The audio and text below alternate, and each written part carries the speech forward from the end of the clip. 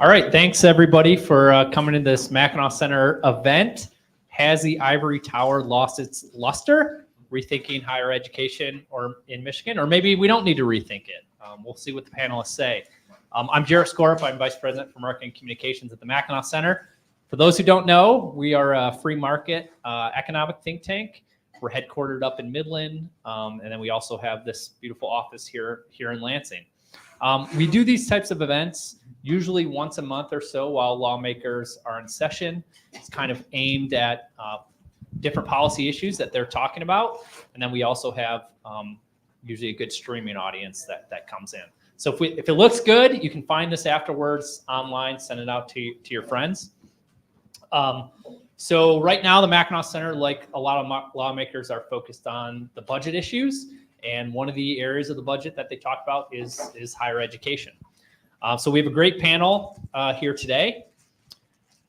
So we have 15 public universities here in Michigan. We've got more than 30 community colleges. We have dozens of private schools and trade schools, and these help develop lifelong learning, employment skills, networking, and just general education, learning for learning's sake. But how does Michigan stack up for the rest of the country? We've got about a decade of losses of the number of students that are actually attending college here in Michigan. It's down about 20% overall, but we're spending a lot more taxpayer dollars. We're up to $2.7 billion in total that we spend on higher education. That's up over $800 million over the past decade. And then there's a lot more federal involvement. Some of you might remember the federal government was barely involved in higher education decades ago. It's served an increasing role, both with regulations and then also just the amount of subsidies that it spends. In spite of, or maybe because of this, spending and tuition and debt have all risen, while the total number of enrollees, graduates, and the actual value of a degree have fallen over the decades. So what can we do? What should lawmakers, taxpayers, parents, and students do about this? So we're going to look at this from a variety of different angles, hear from our panelists. We're going to first hear from Dr. William Volz. Dr. Volz is a Distinguished Service Professor of Business Law and Ethics at Wayne State University. He's taught commercial law and regulation, business ethics, constitutional law, and tax policy since 1978. Then Dr. Andrew Gillen. He's a research fellow at the Cato Institute Center for Educational Freedom. He focuses on the economics of higher education with an emphasis on federal and state policies related to financial aid, regulation, accreditation, financing, transparency, and accountability. And then we'll hear from former Senator Tanya Shoemaker. She's the co-director of the Michigan Political Leadership Program at Michigan State University. She's a managing partner at Shoemaker, Meritus Law and Pawpaw. Is that right? Pretty close. Good enough. She previously served in the Michigan Senate and the House of Representatives, representing Southwest Michigan, and dealt with a lot of these higher education issues. So they're going to come up and give kind of opening statements. Then I'll do some moderated questions. And then in front of you, you have question cards. So if you've got questions, fill them out, and then we'll collect them, and then we'll do some audience questions at the end. If you've been here before, you know we keep these really tight to an hour. So we'll keep it very prompt, people in and out. But first, we'll hear from Dr. Volz.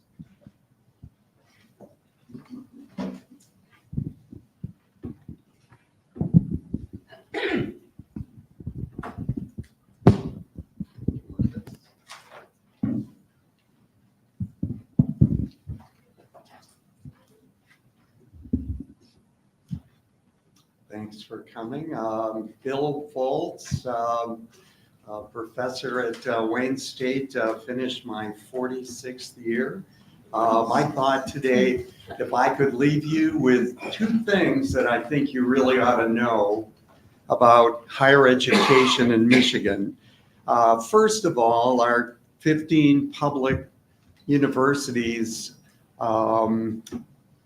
it's not a system of collaboration.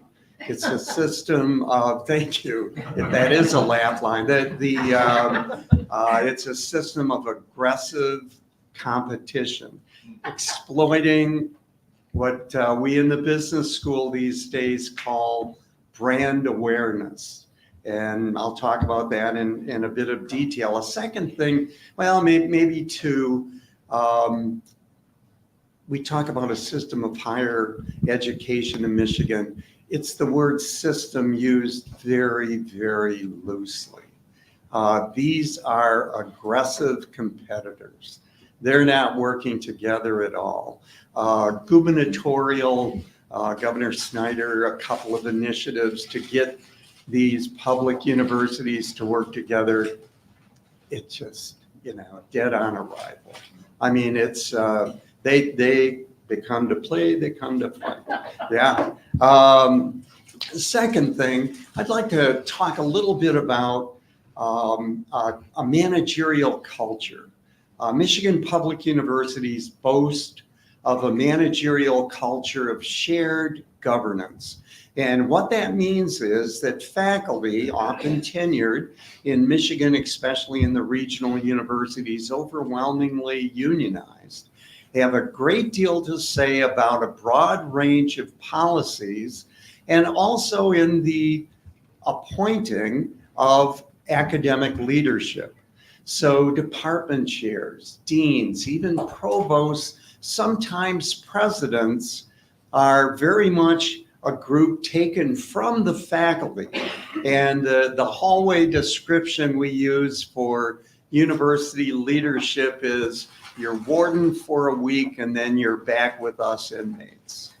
And it leads to what I think and what I'll conclude my remarks today with, a system that's very resistant to change, a system that's very slow to change.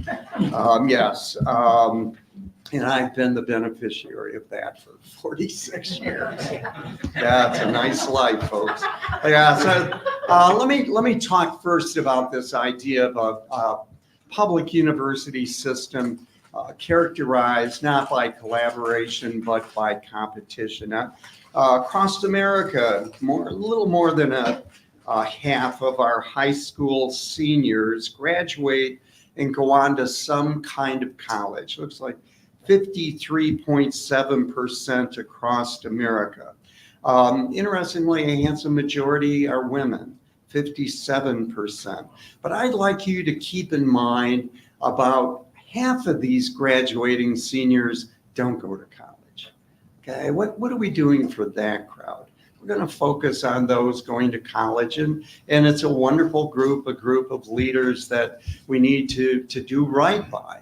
But there's half of those kids are not moving on to college. Michigan spends $9,150 a student for its kindergarten through 12th grade students. With that $2.7 billion appropriation that Jared talked about for 240,000 full-time equivalent students attending Michigan public universities, we're paying about $11,250 per each of those students in college. So $9,000 K through 12, and for the half that go on, $2,000 more, $11,000 for each of those full-time equivalent students. And my point is simply that it doesn't sound to me like this state is abandoning higher education. It strikes me they're doing very well by that group. Keep in mind, apart from not only paying more for that half of the graduating seniors going to college, 3 times that number is garnered by these universities in tuition. So I don't want to say rolling in cash, but hardly abandoned in the appropriation process. Jared has spoke to this. Let me give you some numbers from the Michigan State House Fiscal Agency. The 15 public universities in Michigan lost about 10% of their student body in the last 12 years, 264,000 in 2011-12, 239,000 2021-22. 12 of the 15 universities suffered substantial enrollment losses. Part of this is the baby bust. Okay, the demographic baby bust is real. Okay, that's largely what we're talking about, because still about half the kids go to college. Okay, there are just fewer of them for the universities to compete against. But I would like to highlight just something that you might not have fully appreciated, is that a substantial cause of the decline of enrollment in our regional universities is the dramatic expansion of the enrollments at the University of Michigan State University. They are exploiting their brand awareness. Let's see, 26,000 fewer kids showing up to Michigan universities, another 11,000, so 26,000 plus 11,000 more have been gobbled up by the University of Michigan and Michigan State. And you know, I think we should try to get a sense of the struggle of anyone attempting to market the value of a university degree to a teenager, the mysterious unknown mind of an American teenager. And if there's one thing that seems to work, it's the value of your university's brand in its prowess in its athletic programs. Thank you. The kids love sports. I mean, they know, you know, watch those M caps and the Sparty caps. It's huge to those kids. It works. And those two, our two Big Ten universities, have exploited that awareness as a marketing lure very dramatically in the last decade. Okay, 11,000 additional students are going to those two universities. Just to talk, Wayne State, my employer, this fall, 1,200 students who were applied to Wayne State, instead went to the University of Michigan, 1,200. We lost over 2,000, about 2,300 students applied and admitted both to Wayne State and to Michigan State, went to Michigan State. 2,300 to Michigan State, you know, that we'd hoped we would get. What I want you to appreciate, I think, is that with the exception possibly of the University of Michigan's Ann Arbor campus, all of our public universities are competing for the same group of students. All of our universities are essentially open admission. And I want to talk about how that marketing has evolved very much in the last 15 years. First, you know, it was expanded marketing budgets. Governor Snyder once said how angry he was as he made the commute from Ann Arbor to Lansing and seeing billboards with Michigan Public University's advertising. You know, the appropriation went to compete against other, who are we kidding, Michigan Public Universities. Private universities, private colleges of Michigan are tiny. Okay, Hillsdale is, you know, I was dean of the business school at Wayne State. We're 3 times as big as Hillsdale. The business school at Wayne State, that the competitors are the Michigan public universities. The private colleges are tiny. Started with advertising budgets, okay? Now, of course, the billboards are gobbled up by the cannabis dealers and the trial lawyers, right? Yeah, can't hardly get on those things anymore. Then they moved to extension centers, over 110 extension centers by Michigan public universities into the metro areas, often short-term leases, a strip mall, someplace to capture that tuition revenue. Central Michigan had 7 outlets in Metro Detroit. You know, you might have said, where's Central Michigan? Why? It's in Mount Pleasant. Yeah, thank you. Another lifeline, right? Yeah, and what I'd like to highlight is that we've moved from the extension centers as a marketing strategy by Michigan public universities in a very competitive environment to large physical plant investments. Let me give you a sense of some of these. This is yeah, Michigan State University. You might say, well, that's in East Lansing, right? You know, they have 8 regional medical campuses, 8 major, I think, physical plant investments.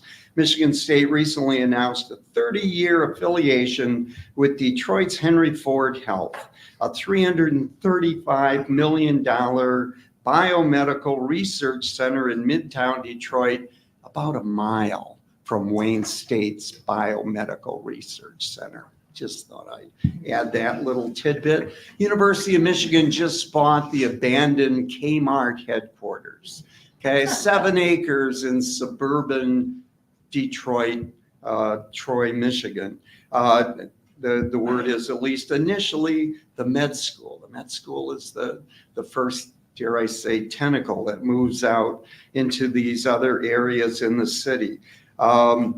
University of Michigan is also building a $227 million. I mean, that's a giant physical plant investment. Innovation, Business Innovation Center in downtown Detroit, about a mile from where I make a living, the Mike Ilitch School of Business. Yeah, I mean, so, you know, started with the billboard, moved to the extension center. Now it's multi-million-dollar physical plant in metropolitan areas. In your face, cutthroat competition. It's what we teach in business school. You know, we call it exploiting the luster, harvesting your brand. That's what they're doing. Let me a little more on this shared governance thing. Again, you know, the idea is that as universities, and I'm really now talking about the regional universities, you know, Western, Eastern, Central have had dramatic reductions in their enrollments. They're much smaller than they were 10 or 15 years ago. And I like the idea of shared governance. I like leadership that listens, but that group that they're listening to is overwhelmingly the largest group of faculty in every university are the liberal arts faculty. They have taken a beating during this enrollment decline. This enrollment decline in the liberal arts majors has been extraordinary. And those are the people that are still making policy. Those are the people who are still electing the leadership that I believe has to move to a very different managerial strategy. And then let me conclude by simply saying that I think the challenge before us is, and I very much appreciate the Mackinac Center's commitment to free markets. The question is, does our state legislature have in mind a $2.7 billion appropriation to foster cutthroat competition among the public universities? Or instead, should we be considering, dare I say, a system of public universities that not only collaborate, but cooperate?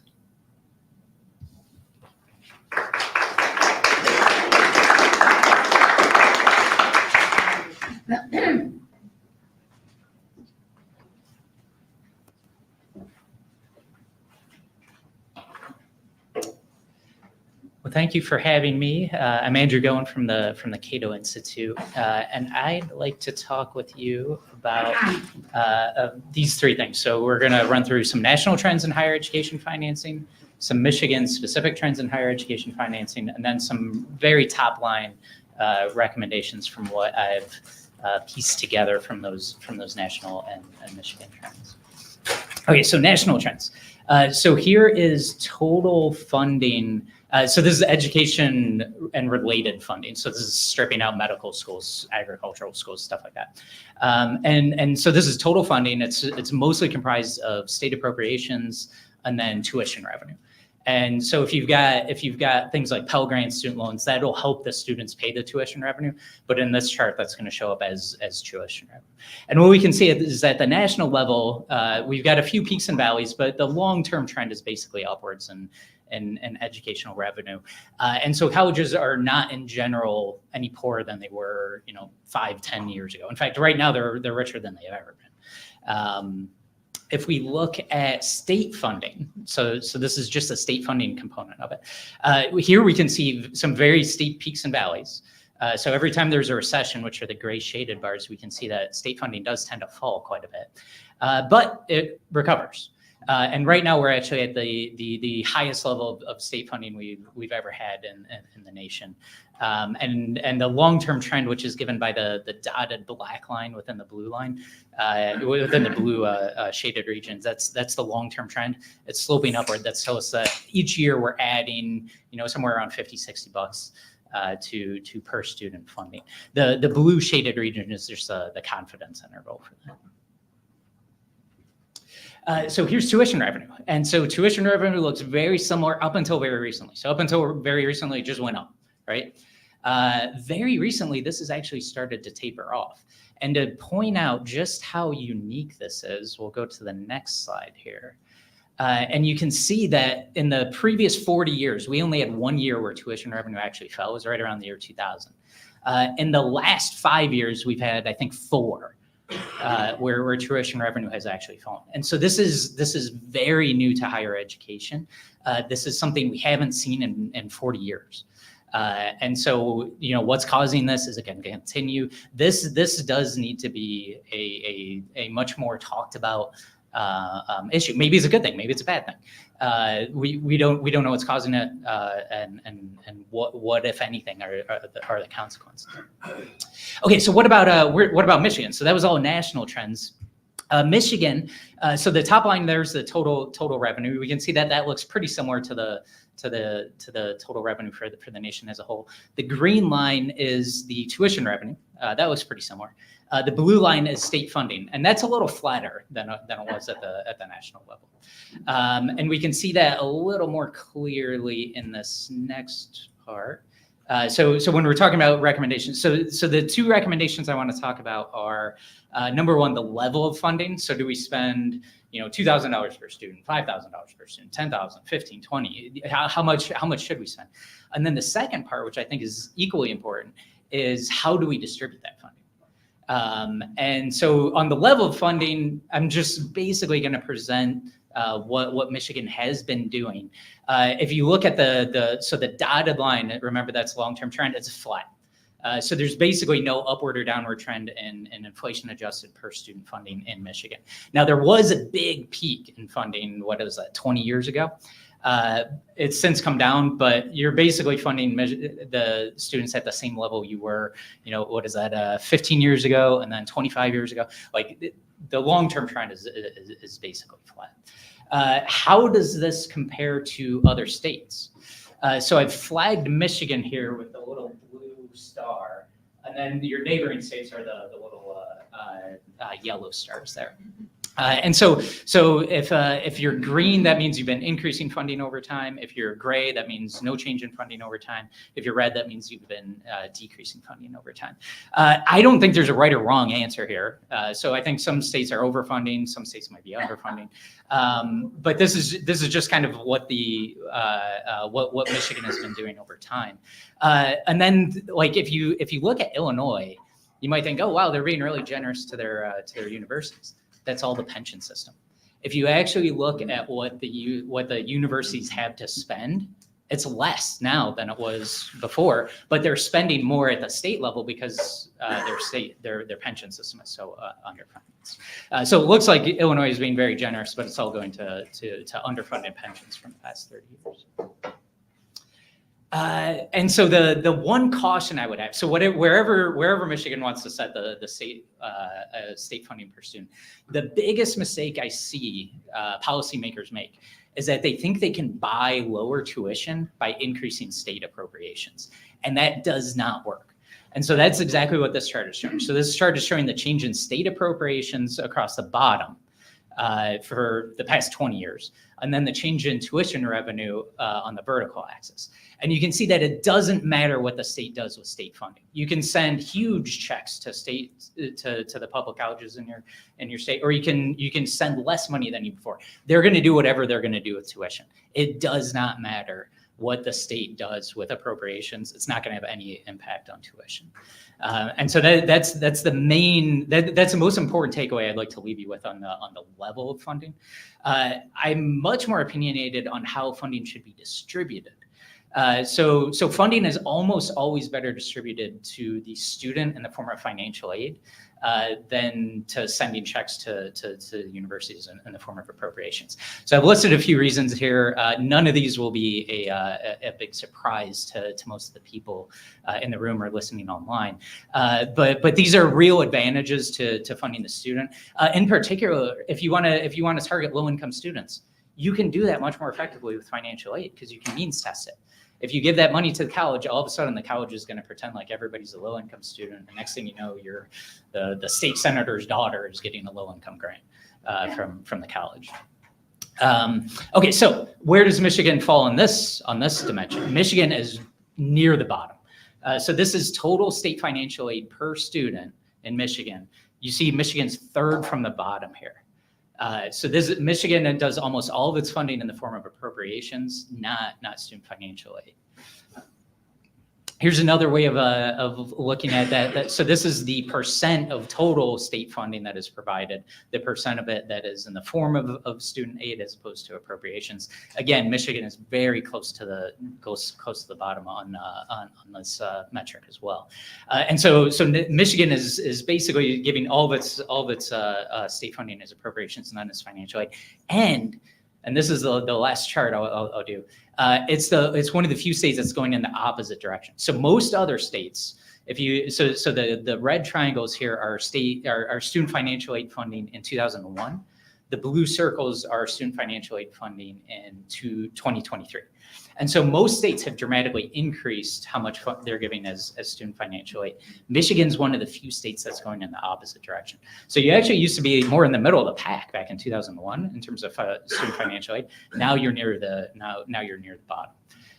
And so that's really my big takeaway. I do have opinions on how much should be provided to state as state funding, but the way it's distributed, I think, is where Michigan really sticks out as being almost all appropriations when other states are moving in the direction of financial aid. Thank you.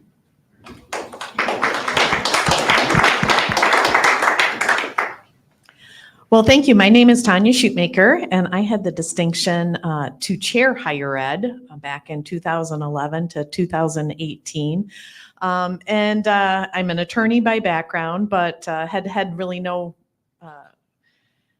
interaction with higher ed other than I went to public university, Michigan State University. And so I came in it as a mom of two children that were going to attend public university. And so they didn't get any student aid or anything like that. So I was very fiscally in tune with what parents pay. And I think that's, as parents and citizens, we want an educated society. So I think there is a very good place for higher education in our society, but how do we get the best bang for our taxpayer dollar? And so that's really the approach I took at it. And I would also say we had two appropriators here. We have Representative DeBoer and Representative Regas who had to leave, and then also Ann Blankenhorn back in the corner. But one of the things that we did was, first of all, we thought there's no better transparency or value for the dollar than putting a transparency icon to find out what universities spend their money on. Because just like you, I saw those billboards popping up, and then I was really angered when I saw a Super Bowl commercial.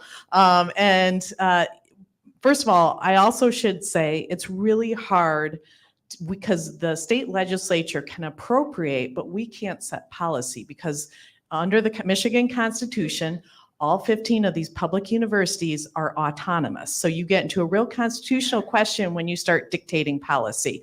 So recognizing that you're kind of handcuffed that way, how do you set policy and fund the universities, but also put parameters on how you fund them to get the results that you want? So that is the golden question. We tried to answer that by putting metrics. We want students to get in and out. When I went to college, we won't say when, but it was very close to when a student could work all summer at a summer job and then pay for their university for that coming school year. So roughly the state supplemented the students' tuition by about 75%. Now that percentage of what the state funds is somewhere between 18 and 22%, depending on the university. So it's a direct inverse. So the student has picked up that tuition. Also, you have student loans going to that. And I think it's also related to the fact that the Medicaid population has exploded. When I was in school, 1 in 12 people were on Medicaid.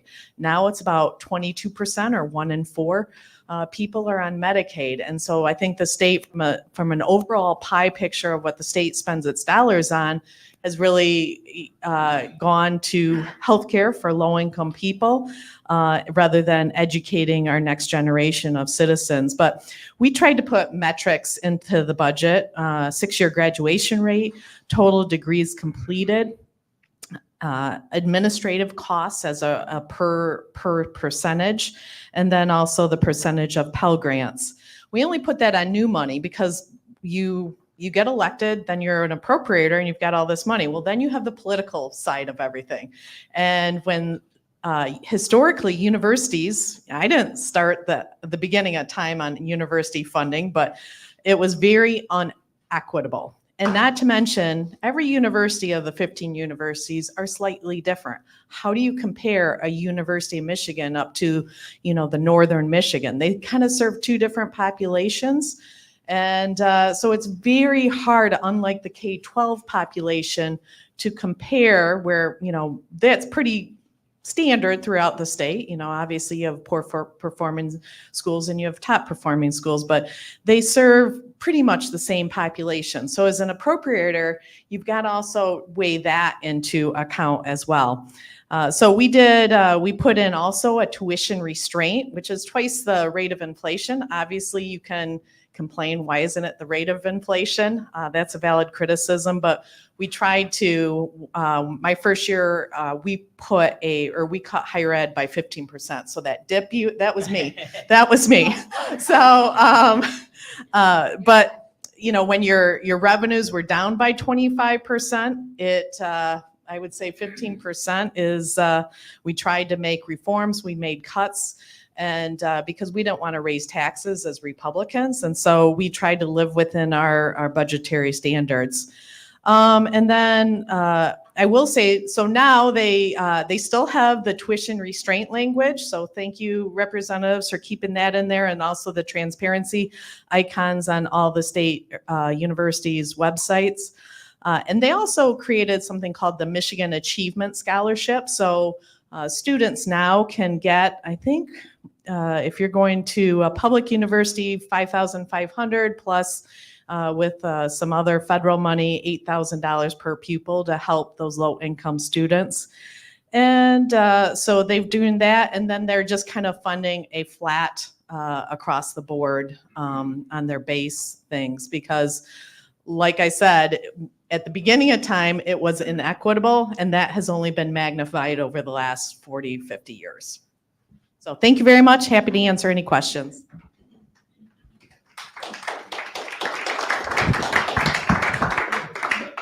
All right. Thank you for the panel. Really 3 very different kind of, not necessarily philosophical disagreement, but different areas that you all come from, which is really, really good. That's what we're kind of looking for. So any of you can take this. I'll kind of aim it, one at a time. And then while I'm asking questions, you guys can write down your questions, and we'll get to those in a little bit. So maybe this is a good one for you, Dr. Gillen, but I had read that. So how are we doing in terms of getting low income students through college? Because a lot of, when we're talking about subsidizing things, if we talk about, we want to provide food for people, we do it as low income grants. We don't spend time thinking, nobody looks at food service and says, we need to set up an appropriation for grocery stores in Michigan. Senator Shoemaker, let's have a big fund and send it to the grocery stores. We say, let's do individual grants to low income students to provide this necessary service. And that, why is higher education not act like that on an individual level? And to the extent the federal government's gotten involved in this, which a lot of the reasons seem to be to help low income students get through, how are we actually doing? Yeah, that's a great question. So at the federal level, I think the federal government actually approaches this very wisely through the Pell Grant. And so the Pell Grant it's basically a means tested voucher. And that is a very good system to ensure that you're giving money to only students who need it, and that they're using it for what you intended to give it to them for. And so the structure of any kind of low income support you want to provide, I think should look very similar to the Pell Grant. The one other thing that I've noticed kind of over the last few years in the higher education world is that the focus for so long was on access. And so we were trying to get all these low income kids into college. Everybody's got to go to college. We largely succeeded in that, in the sense that, enrollment rates were very high. The problem was a lot of students weren't finishing. And so if you look at graduation rates at four-year universities, you're looking at maybe 2/3 of students graduate. At public or at community colleges, it's around 1/3. And so access isn't really what we're going for. Like we're not just trying to get low-income students to college; we're trying to get them through college, and we haven't figured out how to do that. But in terms of the financing angle, it should look a lot like Pell Grants. So, Dr. Bolts, you obviously have a lot of experience here. You're at Wayne State. So Wayne State has made a lot of effort in that area in terms of trying to increase the number of students getting through the school. What has your experience been just as an on-the-ground professor? How has the student population changed over time? Do you focus different things as a professor towards those student populations? How does the administration look at those different issues? How's this? Oh, it's working. I would say that, and Wayne State has had, I think, significant success on dramatically increasing the number of minority students graduating with a baccalaureate degree. I mean, it went from embarrassing numbers to numbers that, while there's still disparity, I think they're moving toward respectability. And I think the key was actually staff, were academic advisors. Academic advisors who projected caring to these younger, poor students. And I don't think the faculty were doing that. And so they now had someone to talk to. They now had someone that knew their name when they walked in the office. They had someone who candidly followed and said, what's the story with you, getting D's in those two classes with that midterm grade? So monitoring their progress during the semester, duck on a bug, just paying attention to them. And nothing like attention, I think, to show caring. So candidly, I think academic staff advising was a key to increasing our needy student graduation rate. Senator Shoemaker, so you talked a little bit about you're hearing things from parents, you're hearing things from the colleges, you're hearing things from their associations and what they want. You talked about that disparity in funding. So, I mean, this existed because it came in the 80s. And what were the politically powerful universities? No offense to our panelists, Wayne State University, University of Michigan, and Michigan State. What do we have today?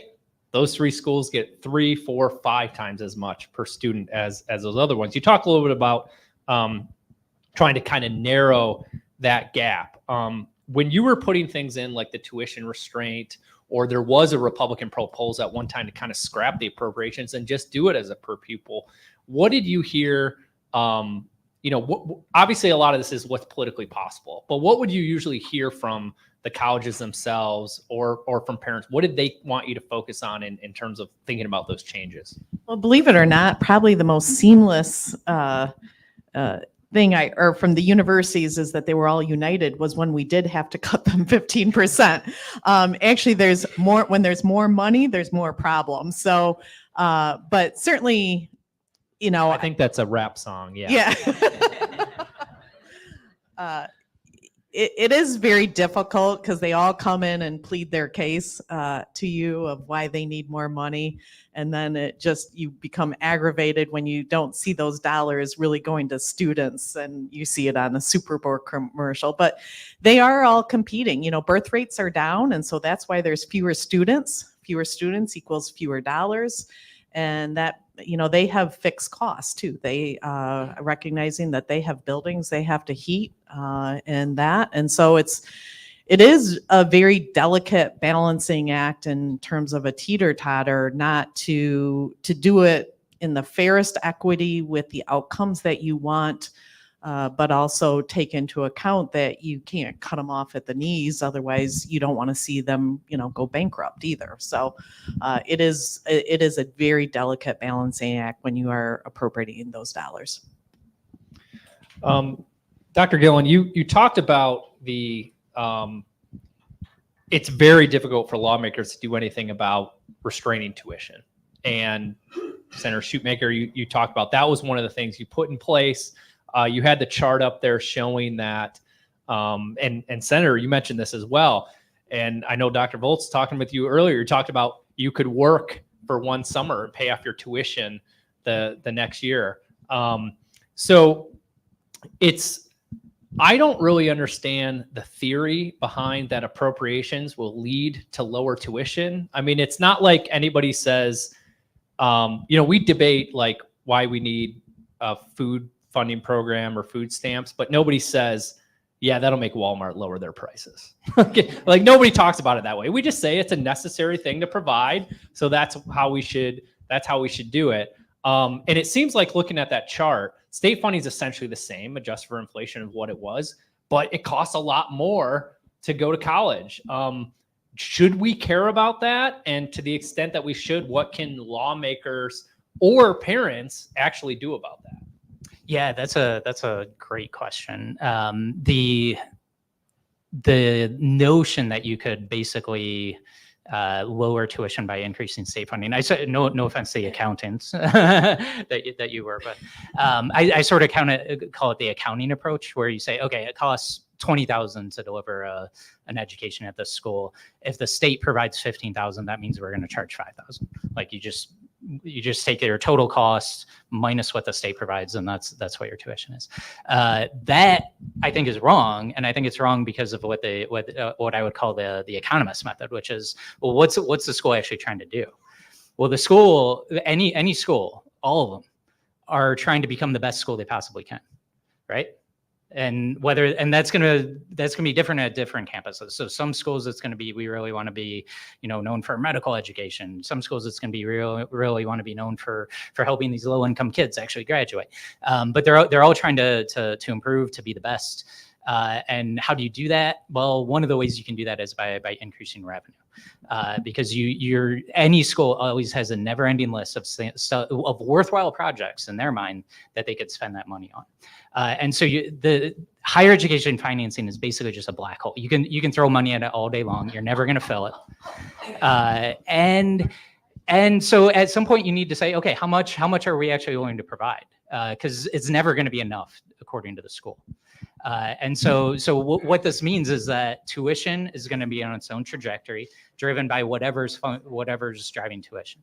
And so if your citizens are becoming more wealthier, they'll be able to afford more. The schools will increase tuition. If increased competition, if they start competing on price, that might drive tuition down. But that's going to be on a completely different trajectory than whatever's going on with state appropriations, whatever's going on with commercialization of research. Like, all of these different revenue sources are essentially completely divorced from each other.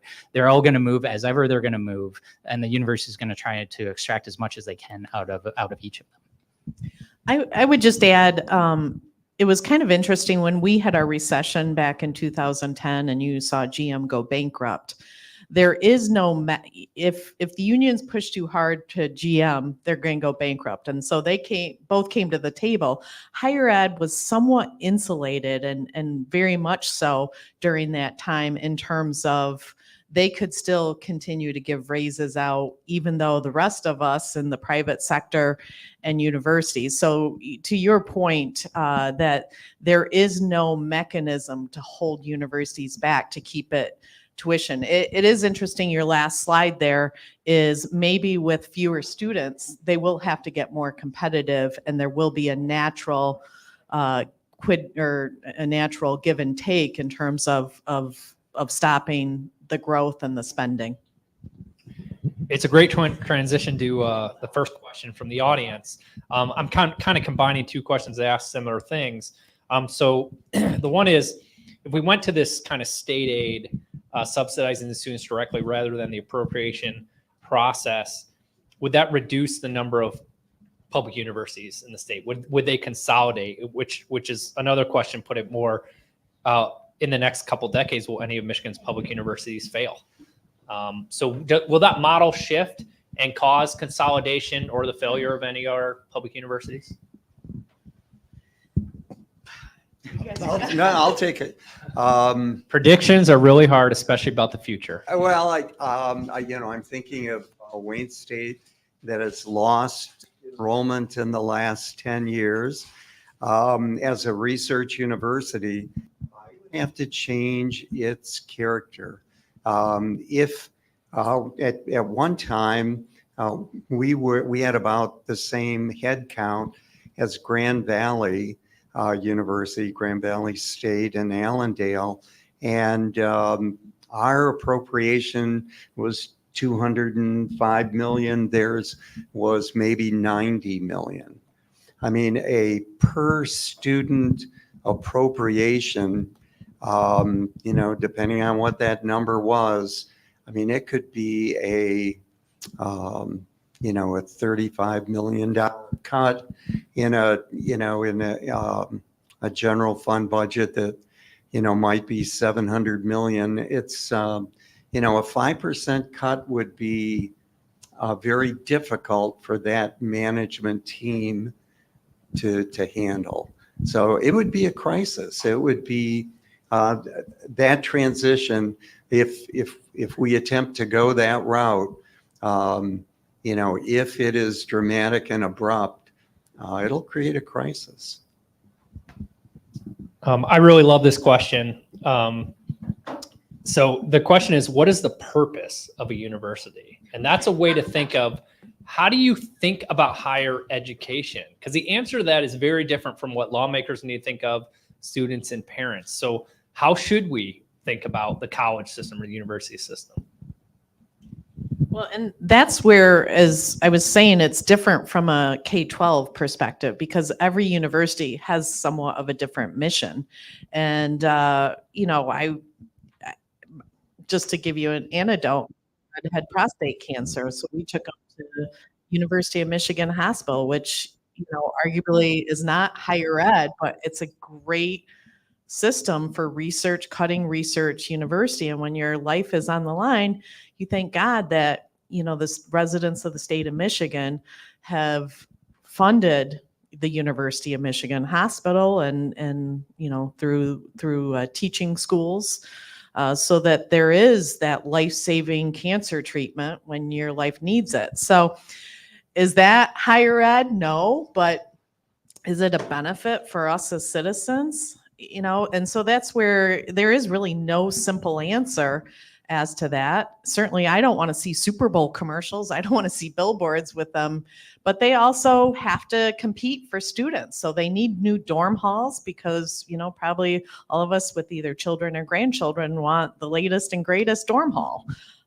You know, it's very difficult to compete for those students, especially when there is a historic birth rate decline.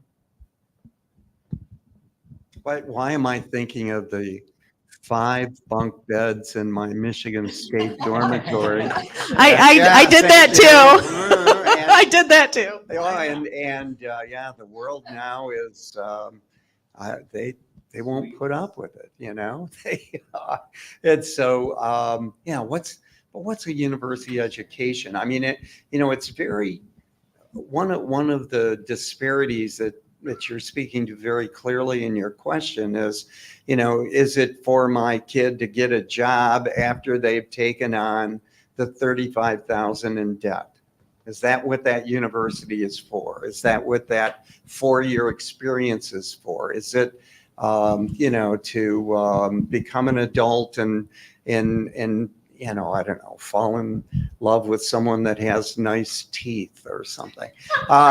Sorry, but it's, that's going on too, right? I mean, that is a very powerful time in the physiology of these young people. And so, I needed to be a fly on the wall at your first date with your spouse, apparently.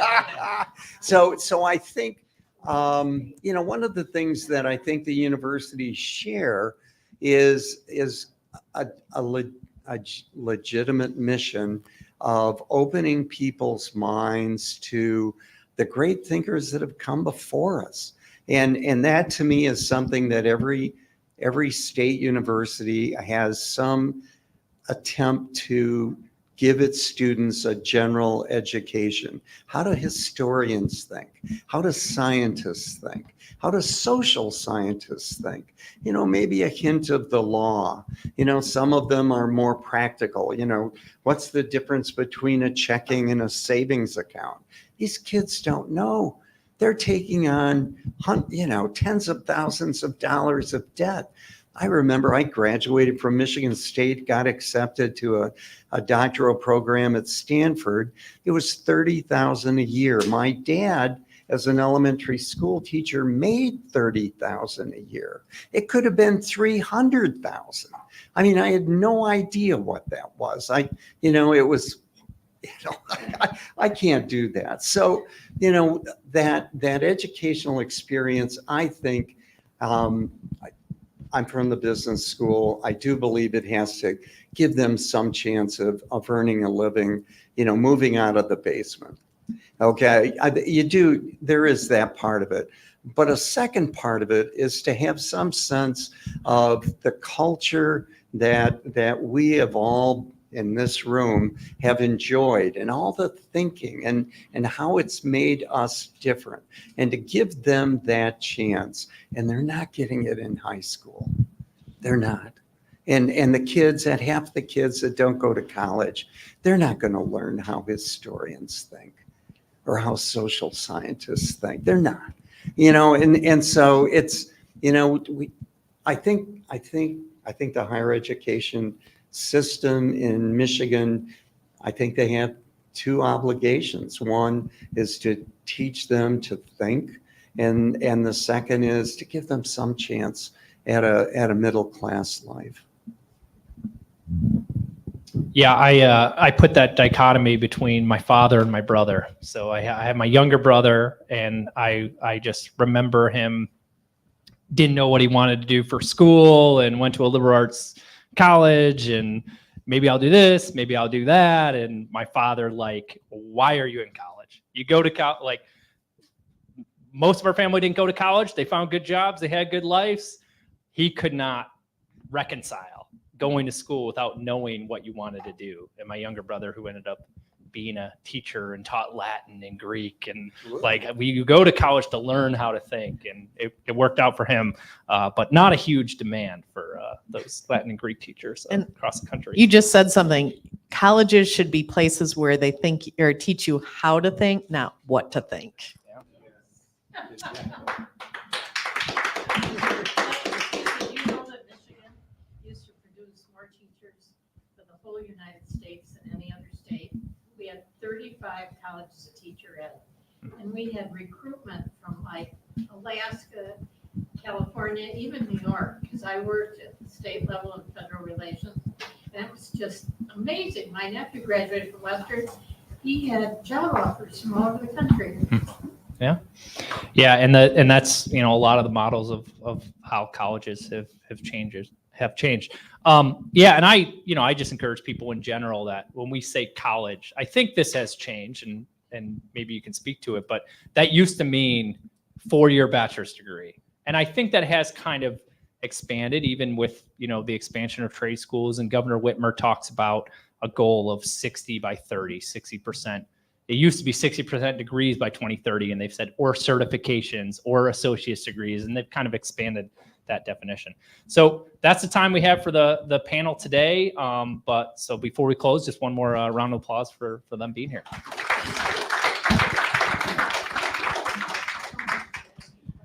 Thank you very much for coming to the event. I know we had some questions we didn't get to. Feel free to come up and ask that individually.